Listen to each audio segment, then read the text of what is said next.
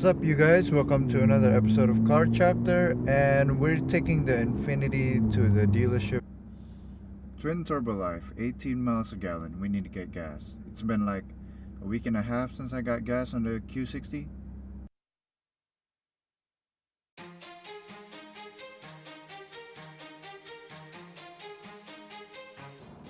Okay, so basically we're gonna go to the dealership, and while we're getting this thing checked out for maintenance and getting its oil changed, I'm gonna have them try to look at the alignment problem, because if you own a Q50 or Q60 Red Sport, or at least I have the Red Sport, so I can't really speak for the regular Silver Sport models, but we have an apparent alignment issue, like where if you try to push the car hard, it'll try to steer itself in another direction. So it's kind of like an alignment issue, but it's not really aligned.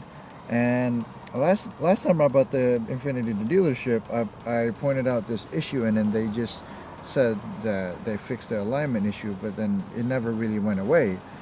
And this is one of the reasons why I don't really try to invest much in the Q60, besides it being my DD, and because I don't feel safe when I'm pushing it hard, because it's kind of hard to control the car. And if you're new to the channel, I have a Q60 Red Sport with the non-direct adaptive steering, or DAS or DAS or DAS, or whatever you want to call it. But basically, I looked over the internet, and some people have commented on my other videos, and this is an apparent issue throughout, and I'm just trying to see if there's any way I can minimize it at the dealership, or I know it's not the tires, because I have the performance summer tires, and I don't think the tires is that bad that it would do that, and I don't think it's misaligned or anything's wrong. And the front suspension would always I would always hear like a rattling sound every time I go over bumps, and this would only happen like in the first few minutes of driving it, and after that it goes away.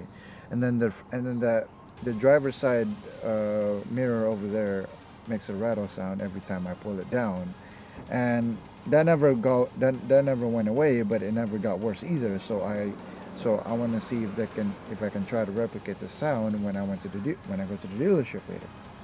But I'm just waiting for the gas to fill up there, and it's already done, and it's kind of a thirsty beast. But it's a beautiful day here in Atlanta. It's about 85 degrees.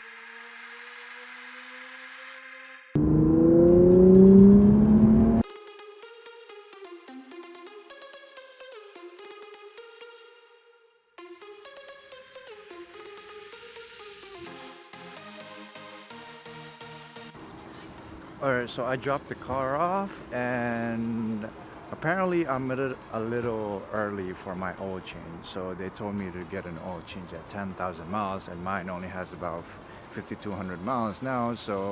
And I can't even get the tires rotated because it's staggered, obviously. And basically right now what I'm doing is just checking the suspension and checking the alignment issue again. And right now I'm waiting to be picked up by my fiance, and I'm just walking around the dealership here checking out their used inventory, because I passed by a certain AMG that I've always wanted but could never have yet.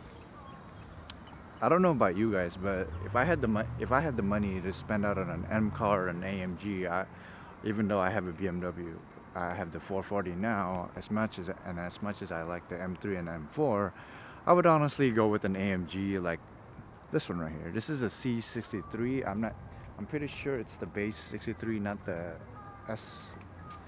63.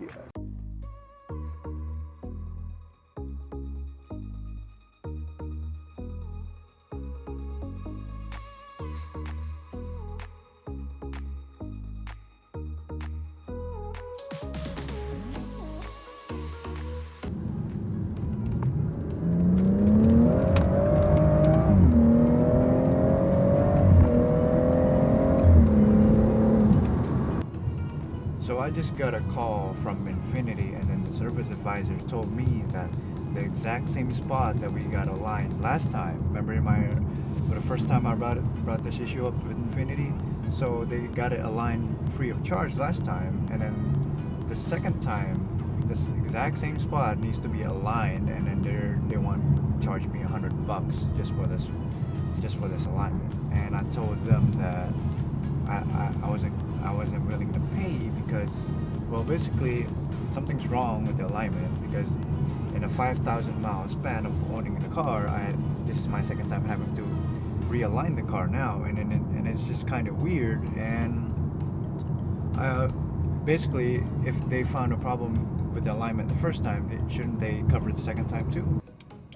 But first, we need to get gas because the BMW needs gas, because I don't know why, but maybe it's because lately I've been driving the Beamer kind of hard ever since I got it tuned with boot mode.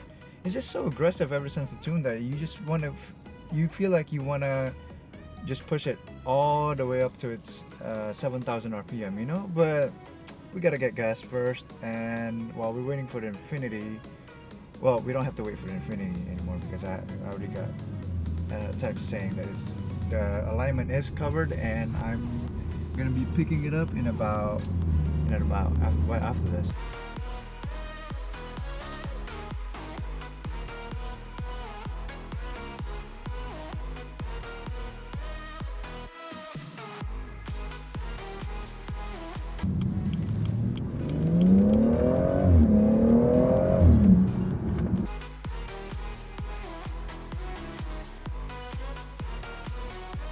When I get home, I'll show you guys what the readings look like, because they gave me a copy of before and after. And honestly, I don't know why the alignment's going off all the time, but it's not normal. At least in my experience, it's not normal, because usually after 10K, then you get alignment. I've been reading some forums. I turned off this really particular settings in that all Red Sports should have turned off, that helps balance off the driving, that I think that I'm gonna show you guys when I get home too. So stay tuned, guys. I'm gonna mash the throttle and see what happens.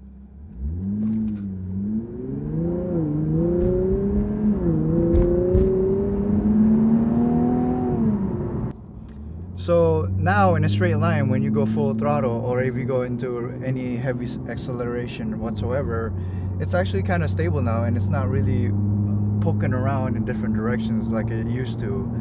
And if I remember right, last time I got this fixed and I got the alignment checked, it was still having this problem, but now it's gone. Maybe it's because I changed that one setting, so I don't know, but I'm almost home. Alright, so this is the alignment setting before when I brought it into the dealership, and you can see here I'm not really too familiar with cambers, casters and toes and all that technical stuff, but I'm guessing by green it means good, and the red one's not so good, and I'm guessing the toes over there not good. And after service